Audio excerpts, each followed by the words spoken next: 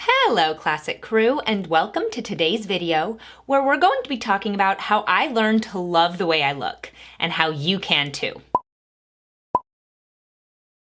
I think all of us have insecurities about the way that we look. We compare ourselves to friends, we compare ourselves to things we see in movies, we compare ourselves to stuff we see on social media. And when you compare yourself to everyone else, you really start to feel less than and more insecure, especially given the fact that so much of what we see is filtered or has Photoshop on it and makes people look unrealistically perfect, and we're comparing ourselves to things that aren't real. And when you're comparing yourself to something that doesn't even exist, it can be really hard to find confidence in yourself. So today I wanted to share how I learned to love my looks and how you can too.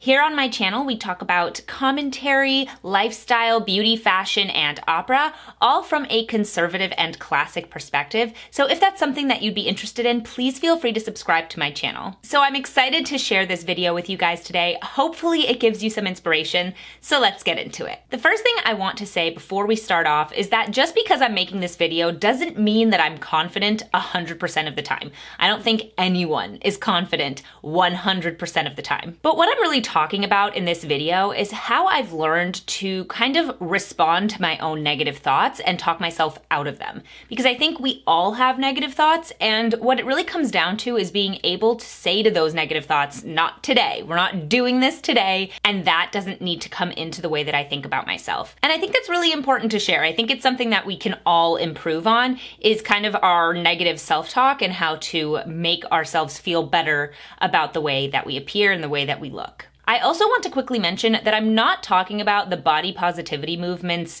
encouragement of unhealthy behaviors, such as being overweight or underweight. Beauty is an extension of living a healthy and joyous life, so it really comes down to being healthy and being fit and treating your body with respect. Those are things that make people beautiful, and once you've kind of accomplished that, where you are in a healthy space with your body, that's where the rest of this stuff comes in. So my story starts with my height. And I have been insecure about a lot of different things about my appearance throughout my life, just like I'm sure many of you have struggled with things like that. So I wanted to start off with my height because I am very tall. I am 5'8", which is tall for the average woman, but it's very tall for Jewish women. At synagogue, we have something called a mechitza, and it's kind of like a barrier between the men's and women's sections because we're supposed to be focusing on our prayer and we're supposed to be focusing on our relationship to God, and you don't want to have the distraction of kind of flirting with or thinking about the opposite sex. The mechitza can really range in height, but it's generally at least 5 feet, and it's supposed to block your view from one side to the other depending on the synagogue that you're at. Some synagogues have a lower one, but it really just depends. I would wear heels to synagogue and I would tower over the mechitza. And no one else was towering over it, none of the other women, because they were shorter than I was. But I would always be much taller than the mechitza if I wore my heels. Even if I was wearing flats, I was taller than the mechitza was. So I was able to see everyone on the other side. I was able to see all the men and they could see me. And I was really self-conscious about it because I was tall. I was just taller than everyone else around me. And it's not only that I was taller than the women, Jewish men tend to be a little bit shorter. And so I was taller than a lot of the men too, which was really making me self-conscious because not only was I just taller than my girlfriends, okay, whatever, but I was taller than the men that I might even be interested in. The next thing I was insecure about was my body type. When I was young, the movies that I watched with my family were more from the 40s and 50s, and the body type in those movies, the ideal body type, was much more similar to mine. It was like hourglass and curvy, and I saw myself reflected in those body types. But as I got older, I watched TV and I watched more modern movies, and the women that I was seeing on the TV were totally different than what I looked like. They were really thin and not curvy at all, and I thought that was absolutely beautiful. And that was really the style of the time. When I was younger, the style of the time was being very thin and not having curves, and the clothing that was made for women who didn't have curves. The Kim Kardashian look, which is now kind of the body type that everyone wants, that's rather new. When I was growing up, that wasn't the body type that was considered the ideal body type. And so I got really insecure comparing myself to the women around me who were shorter and more petite. I thought that that was the most beautiful body type. And I just started to feel huge. I started to feel very tall. I started to feel just a lot bigger than the people around me. Now, the third thing I was insecure about was my nose, and that started in middle school. A boy I had been friends with in middle school told me he had a crush on me. I kind of liked him back, but we didn't end up dating. And when we were in class one day, he told me I had a big nose. I knew he was trying to hurt my feelings, but at the time, I had literally never even thought about my nose. I had just never even considered it. But I wasn't able to not think about it after he said that. I wasn't able to not look at my nose and see how big it was. And you know what? It is big.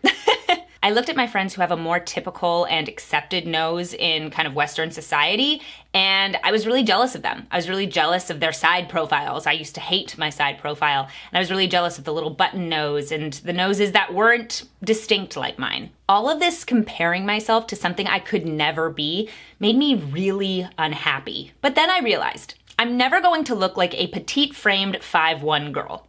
I'm never going to have a small nose. So comparing myself to people who I could never look like, comparing my fitness journey to women who looked entirely different than I did and I would never look like no matter how hard I tried, made me feel awful. Constantly comparing myself to people who were structurally built differently than I am was making me so insecure. So what I realized was that I needed to, one, find inspiration from women who I thought were beautiful and who shared my features, and two, only compare my fitness journey and my body progress to myself and not to somebody else who I would never look like. So the first part of this was discovering Maria Callas. I don't know if you guys have heard of her. She is a stunning opera singer. She's an incredible inspiration of mine musically as well as physically. She was a beautiful singer, but what was really impressive about her was that she always put her acting and her singing on the same level. She wasn't an opera singer who made singing the most important thing.